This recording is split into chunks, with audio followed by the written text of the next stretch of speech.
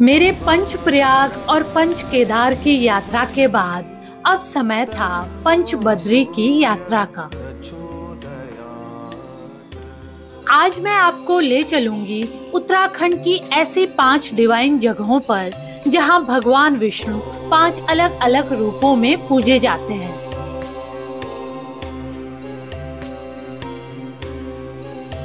जोशीमठ के पास स्थित भगवान विष्णु के बूढ़े स्वरूप वृद्ध बद्री के दर्शन हो या फिर तपोवन के पास भविष्य का बद्रीनाथ कहलाने वाले भविष्य बद्री के दर्शन, पांडुकेश्वर में भगवान विष्णु के योग ध्यान स्वरूप के दर्शन हो या फिर बद्रीनाथ में स्वयं बद्री विशाल के दर्शन। सतोपन से नंदप्रयाग तक फैला हुआ है भगवान बद्री का यह पावन क्षेत्र। आइए चले पंच बद्री की यात्रा पर।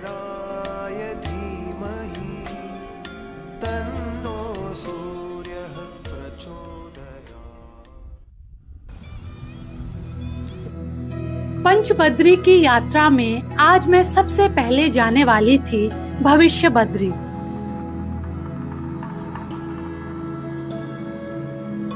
भविष्य बद्री कुछ समय पहले तक पंच बद्री यात्रा का सबसे डिफिकल्ट पार्ट माना जाता था, क्योंकि यहाँ पहुँचना थोड़ा मुश्किल था। लेकिन सड़क निर्माण की वजह से अब यहाँ पहुँचना थोड़ा इजी हो गया है। भविष्य बद्री के लिए आपको सबसे पहले जोशीमठ पहुँचना होता है।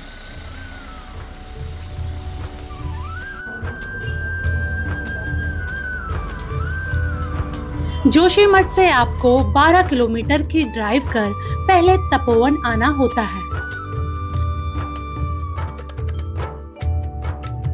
तपोवन से पहाड़ की तरफ एक रोड कटती है जो आपको भविष्य बद्री की तरफ ले जाती है। सर्दियों में आपको भविष्य बद्री के कोई 3-4 किलोमीटर पहले ही बर्फ मिलने लगती है। अगर बर्फ ज्यादा हो तो लास्ट का कुछ किलोमीटर आपको पैदल ही करना पड़ता है।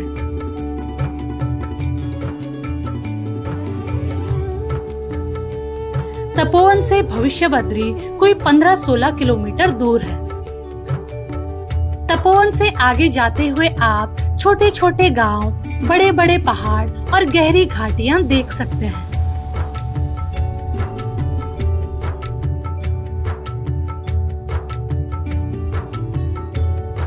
सुबह 9 बजे मैं भविष्य बद्री मंदिर के पास ही पहुंच गई। यह रोड यहीं पर खत्म हो जाती है। रोड से भविष्य बद्री मंदिर कोई 200-300 मीटर दूर है। अब यहाँ से मैं ऊपर मंदिर की तरफ चली गई।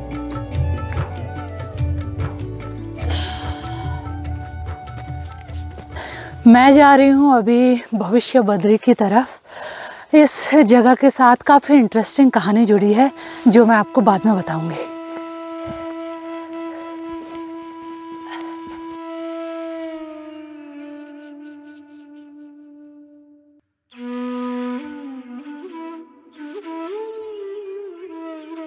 यहाँ अभी पूरा सुनसान ही था। दूर दूर तक बस पक्षियों की चहचहाहट ही सुनाई दे रही थी।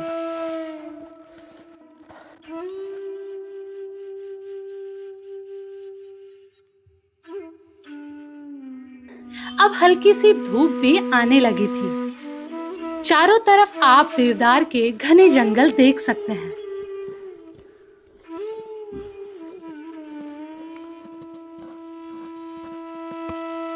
ऊंचे ऊंचे देवदार के इन पेड़ों से धूप छनकर जब भी नीचे बर्फ पर गिरती तो बर्फ टिमटिमाने लगती।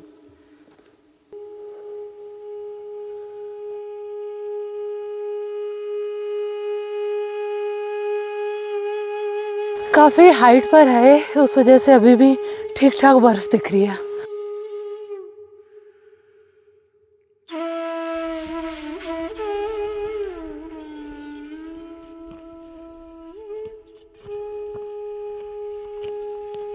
यह एरिया अभी बर्फ की चादर से ढका हुआ था।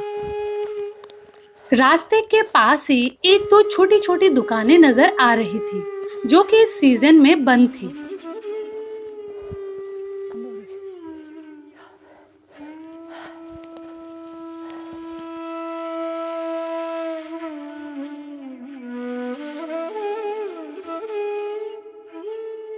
लास्ट का 100-150 मीटर का रास्ता हल्की चढ़ाई वाला है, जिस पर बर्फ फिसलन वाली थी। 5-7 मिनट के ट्रैक के बाद मैं भविष्य बद्री मंदिर के गेट के पास पहुंच गई।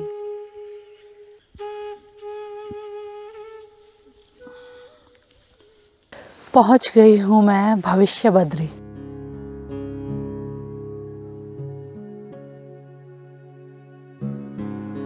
अभी मैं कुछ ही मिनट में भविष्य बद्री मंदिर पहुंच गई, लेकिन कुछ साल पहले की बात करें तो यहाँ तक पहुंचने में मुझे 2 दिन लग जाते, क्योंकि यहाँ तक की यात्रा पैदल ही हुआ करती थी।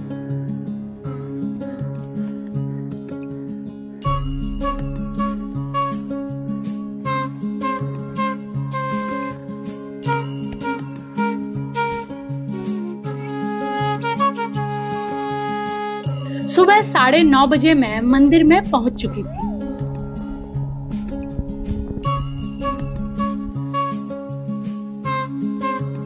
घने जंगलों के बीच बसा ये मंदिर देखने में काफी दिव्य नजर आता है, और अभी मंदिर के चारों तरफ गिरी हल्की बर्फ इसकी खूबसूरती को और बढ़ा रही थी।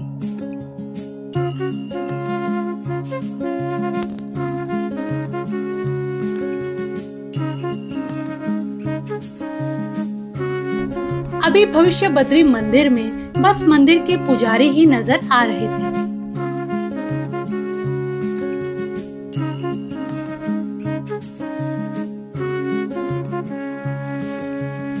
दुर्गम स्थान पर बसे होने की वजह से यहाँ ट्रांसपोर्ट की फैसिलिटी कम ही है, तो रोड होने के बावजूद भी यहाँ कम ही लोग आते हैं।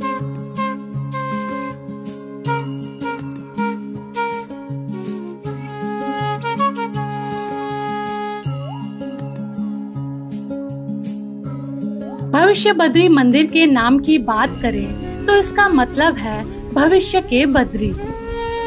माना जाता है कि भविष्य बद्री मंदिर को लेकर बहुत पहले एक भविष्यवाणी की गई थी, जिसके अनुसार आने वाले समय में बद्रीनाथ के रास्ते में स्थित नर व नारायण पर्वतों के मिल जाने की वजह से बद्रीनाथ पहुंचना असंभव हो जाएगा और बद्रीनाथ जाने के सारे रास्ते बंद हो जाएंगे, और तब भगवान बद्री विशाल को यही भविष्य बद्री में पूजा जाएगा।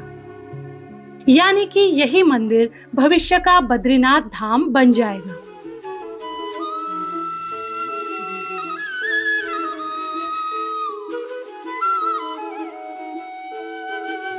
मैं 2-3 घंटे भविष्य बद्री मंदिर में ही बैठी रही और यहाँ के पुजारी जी से भविष्य बद्री मंदिर के किस्से व कहानियां सुनती रही।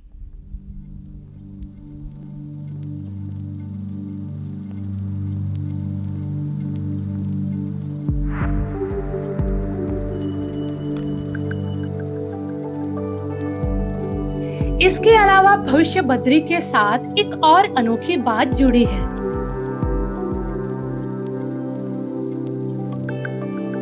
यहाँ के पुजारी जी और पुराने लोगों का मानना है कि इस मंदिर के गर्भगृह में पहले एक छोटी सी शिला हुआ करती थी। ये शिला धीरे धीरे अब खुद ही बढ़कर एक मूर्ति का रूप ले रही है, जो अपने आप में एक चमत्कार जैसा है।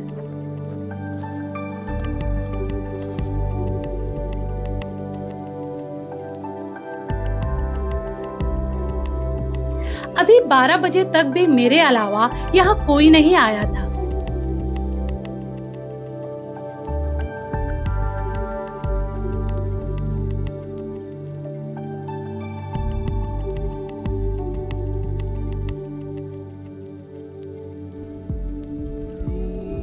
एक बार फिर से मैं वापस सड़क पर पहुंच गई और यहाँ से मैं जोशीमठ के लिए निकल गई।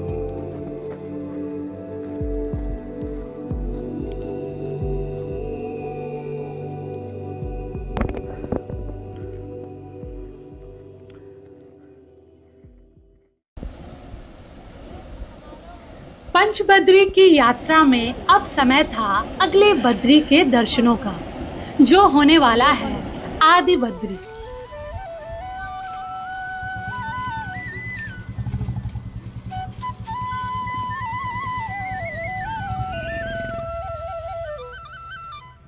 आदि बद्री कर्णप्रयाग से कोई 20 किलोमीटर दूर है।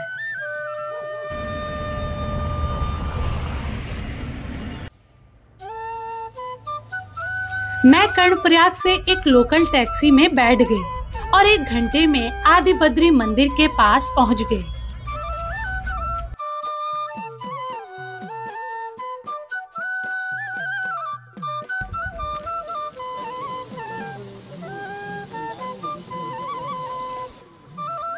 यहाँ पर एक छोटी सी मार्केट है और इसी मार्केट से लगकर ही है आदि बद्री।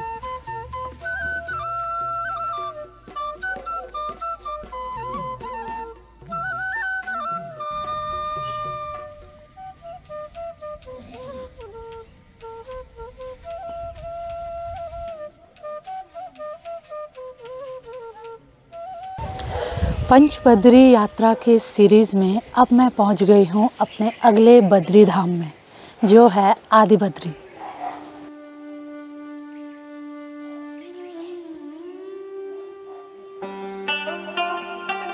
पहली नजर में जब आप आदि बद्री मंदिर देखते हैं तो यह बाकी पंचबद्री मंदिरों से देखने में काफी अलग लगता है। यह मंदिर देखते ही आइडिया लग जाता है कि यह मंदिर कितना पुराना होगा।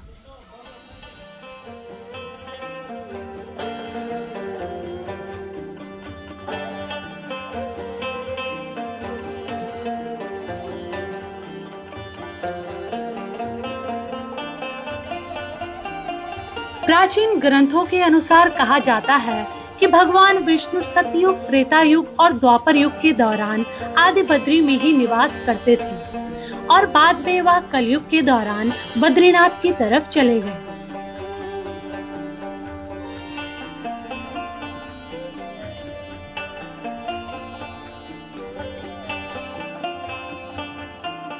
बाकी पंचबद्री मंदिरों में जहां आपको 1-2 मंदिर दिखते हैं, वहीं आदि बद्री 16 मंदिरों का एक ग्रुप है।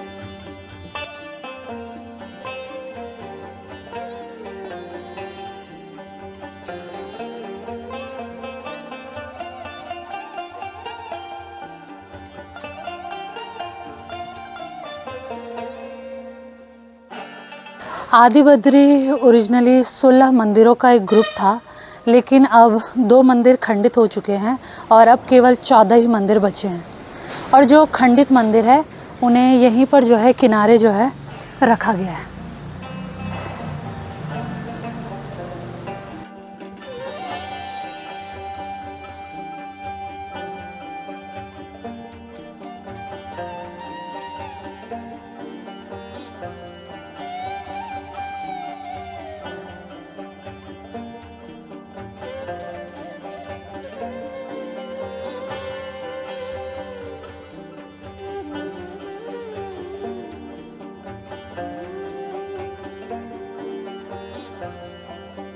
आदि बद्री के बाकी बचे 14 मंदिरों में मुख्य मंदिर भगवान विष्णु को समर्पित है।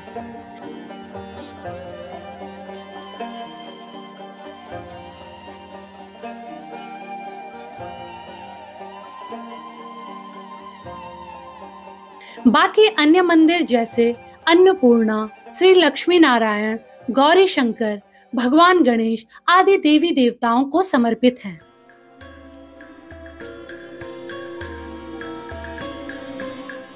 आदित्याय विद्महे दिवाकराय धीमहि तन्नो सूर्यः प्रचोदयात्। आदित्याय विद्महे दिवाकराय धीमहि। आदि बद्री के साथ एक और खास बात जुड़ी है। कहते हैं कि महर्षि वेद व्यास ने इसी मंदिर में भगवत गीता का पवित्र ग्रंथ लिखा था।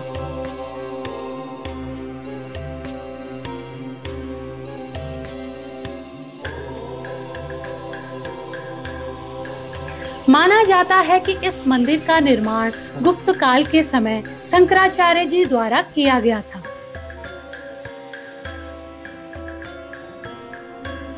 पुरातत्व विभाग के अनुसार इन मंदिरों का निर्माण कत्यूरी राजाओं ने किया था।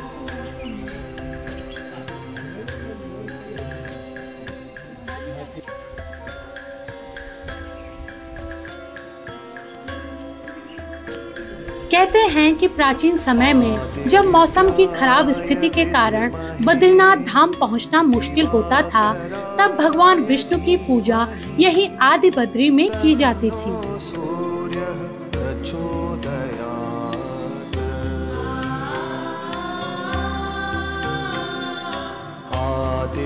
आदि बद्री कर्णप्रयाग गैरसैंण रोड पर है और यहाँ ट्रांसपोर्टेशन की अच्छी फैसिलिटीज हैं, तो आप आराम से इस मंदिर तक पहुँच सकते हैं। सूर्यः प्रचोदयात्।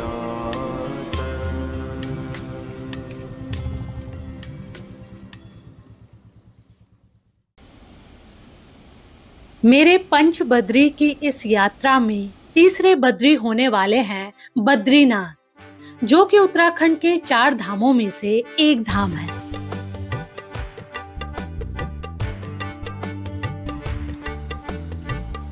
बद्रीनाथ धाम के दर्शनों के लिए मैं जोशीमठ होते हुए बद्रीनाथ पहुंच गई। बद्रीनाथ जोशीमठ से कोई 45 किलोमीटर दूर है।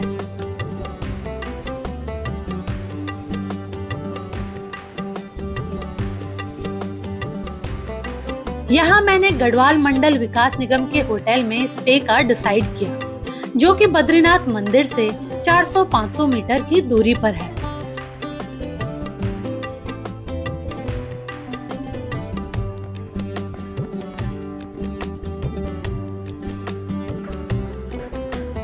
बद्रीनाथ की मेन रोड से ही यहाँ की मार्केट शुरू हो जाती है, जो कि काफी बड़ी है।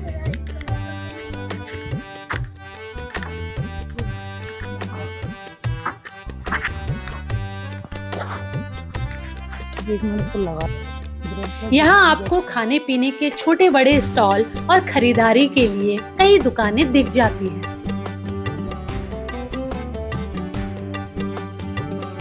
तो ये है बद्रीनाथ की एक बड़ी सी मार्केट।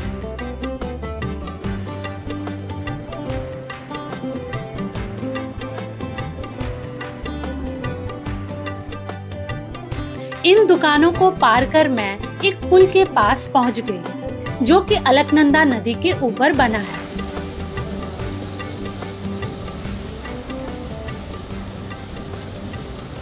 तो मार्केट से क्रॉस करते हुए ये आ जाता है एक पुल, तो यहाँ से पार करते हुए आप मंदिर की तरफ चले जाते हैं।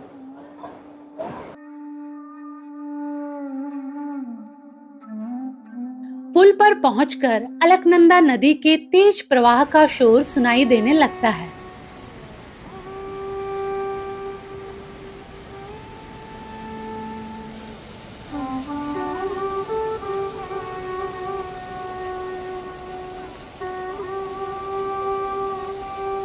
इस पुल को पार कर मैं मंदिर की तरफ चली गई।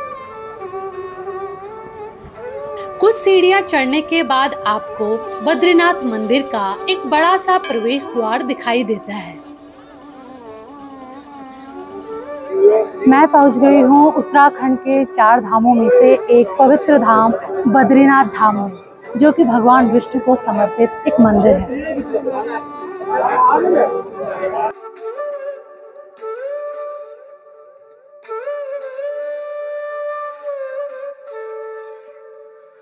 इस द्वार से होते हुए आप मुख्य मंदिर के परिसर में पहुंच जाते हैं।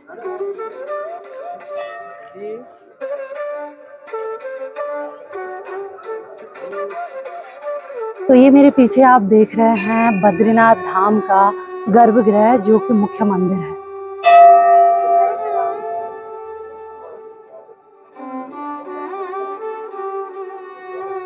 बद्रीनाथ पंचबद्री में सबसे फेमस बद्री है, क्योंकि यह उत्तराखंड के 4 धामों में से एक धाम भी है। इसीलिए हर साल लाखों भक्तगण यहाँ बद्री विशाल के दर्शन करने आते हैं।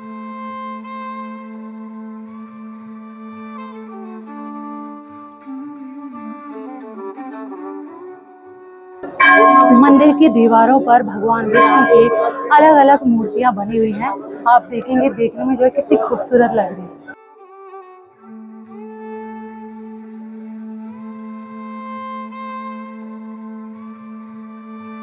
बद्रीनाथ धाम के नाम की बात करें तो यह बद्री शब्द से लिया गया है। बद्री यानी बेर का वृक्ष। इससे जुड़ी मान्यता की बात करें तो कहा जाता है कि जब भगवान विष्णु यहाँ तपस्या में लीन थे, तब माँ लक्ष्मी ने बद्री यानी बेर के पेड़ के रूप में भगवान विष्णु को कड़ी धूप, ठंड व बारिश से बचाया, जिससे भगवान विष्णु ने खुश होकर इस क्षेत्र का नाम बद्री का आश्रम रखा। और इसी वजह से लोग भगवान विष्णु को बद्री के देवता यानी बद्रीनाथ के रूप में पूजने लगे और धीरे धीरे इस जगह का नाम बद्रीनाथ पड़ गया।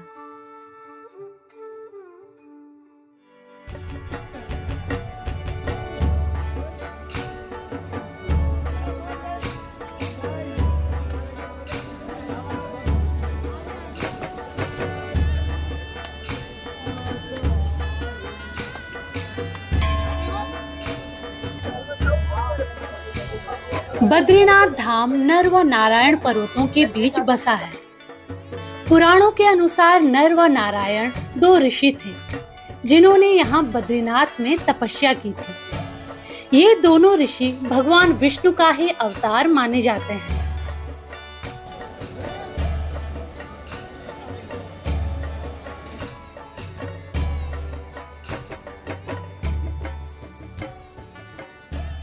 इस मंदिर के इतिहास की बात करें तो कहा जाता है कि ये मंदिर आदि गुरु शंकराचार्य जी द्वारा स्थापित किया गया था।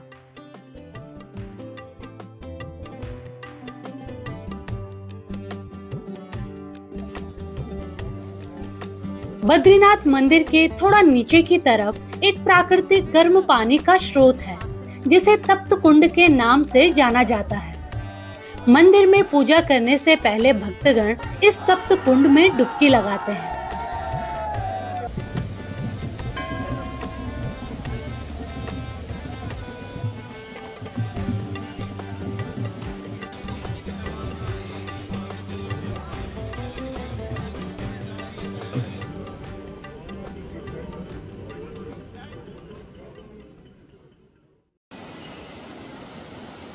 अब इसके बाद मैं आपको ले चलूंगी चौथे बद्री के दर्शनों के लिए, जो होने वाला है योग ध्यान बद्री।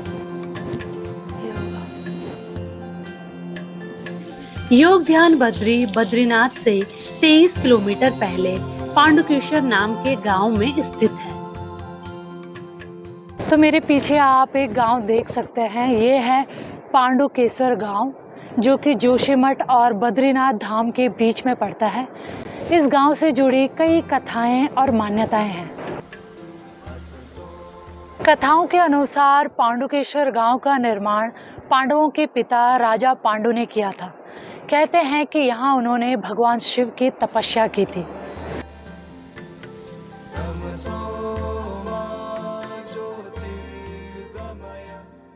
पांडुकेश्वर गांव में दो प्रसिद्ध मंदिर हैं।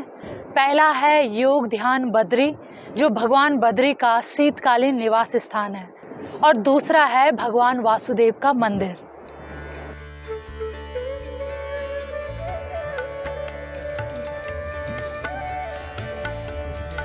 तो ये है योग बद्री मंदिर जाने का रास्ता। ये मेन गेट है और यहाँ से सीधे नीचे जा रहा है रास्ता मंदिर की ओर।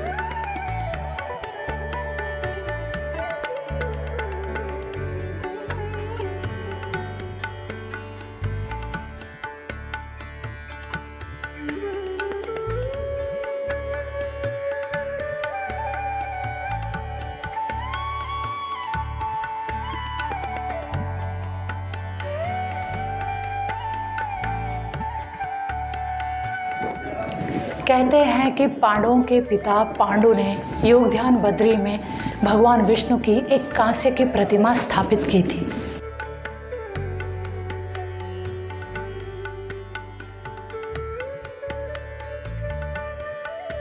बद्रीनाथ धाम के कपाट बंद होने पर वहाँ से भगवान उद्धव और कुबेर की मूर्ति को जो है यहाँ पांडुकेश्वर में योग ध्यान बद्री में लाया जाता है और यहीं जो है उनकी 6 महीने तक पूजा अर्चना की जाती है।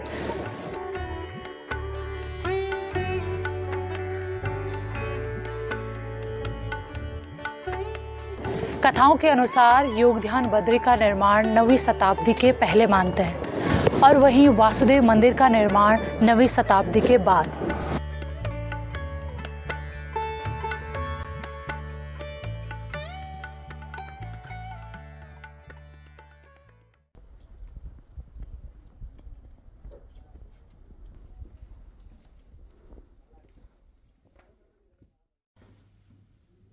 अपने चौथे बद्री के दर्शनों के बाद अब चलते हैं 5वें बद्री की यात्रा पर, जो है वृद्ध बद्री।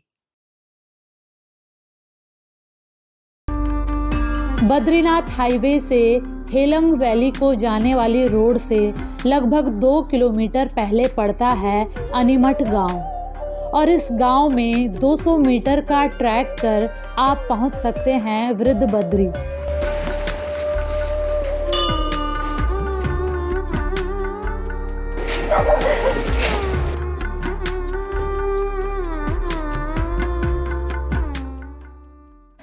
तो ये है अनीमठ गांव जो जोशीमठ से लगभग 10 किलोमीटर दूर है और यही है वृद्ध बद्री मंदिर जहां आज मैं दर्शन करने जा रही हूँ।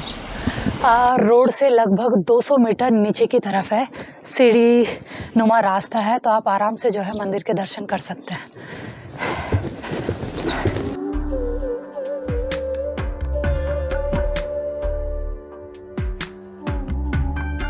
वृद्ध बद्री से लगे आसपास के पहाड़ ऊंचाई में होने के कारण यहाँ ग्रीनरी कम ही दिखाई देती है। ऊंचे ऊंचे इन पत्थरों के पहाड़ों की खूबसूरती हर मौसम में अनोखी ही लगती है। पहाड़ों के विपरीत अनीमठ गांव अभी सीजनल फलों जैसे संतरा, माल्टा और रंग बिरंगे फूलों से सजा था।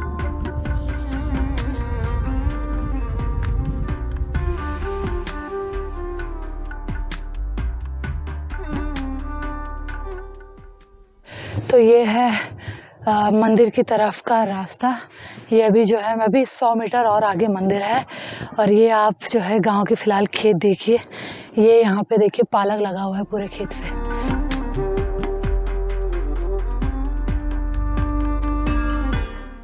अब मैं पहुँच गई हूँ वृद्ध बद्री मंदिर।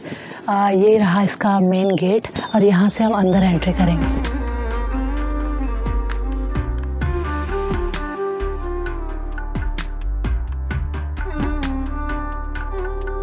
इस मंदिर से जुड़े इतिहास और कहानियों की बात करें तो वह काफ़ी इंटरेस्टिंग है। वृद्ध बद्री के पुजारी जी ने हमें इसकी पूरी कहानी बताई।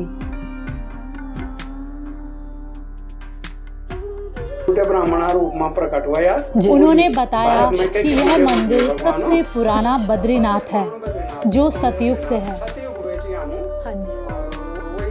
कहते हैं कि यहाँ भगवान विष्णु वृद्ध यानी एक बूढ़े व्यक्ति के रूप में प्रकट हुए। यह पूरे भारत में एकमात्र मंदिर है जहाँ उनका यह वृद्ध रूप है और इस मंदिर में स्थापित भगवान विष्णु की मूर्ति शालिग्राम पत्थर की बनी है। इसके बाद पुजारी जी ने बताया कि भगवान विष्णु ने नारद मुनि को वृद्ध रूप में दर्शन दिए थे और नारद जी को जो 8 सिद्धियां मिली थी उनमें से पहली सिद्धि अणिमा उन्हें यहीं मिली थी। नारद जी की ये 8 सिद्धियां थी अणिमा, महिमा, गरिमा, लघिमा, प्राप्ति, प्राकम्य, इसित्व और वसित्व। और इनमें से जो पहली सिद्धि है अणिमा, इसका मतलब है कि छोटे से छोटे रूप को धारण कर लेना जो सामान्य आंखों से नहीं देखा जा सकता और इसी सिद्धि अणिमा की वजह से इस गांव का नाम अनीमठ पड़ा।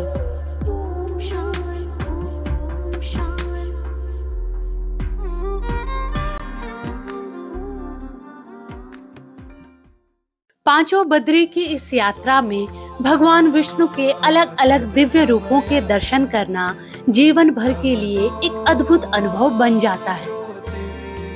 इनसे जुड़ी कहानियां व मान्यताएं आपको यहाँ बार बार आने के लिए प्रेरित करती हैं। जय बद्री विशाल।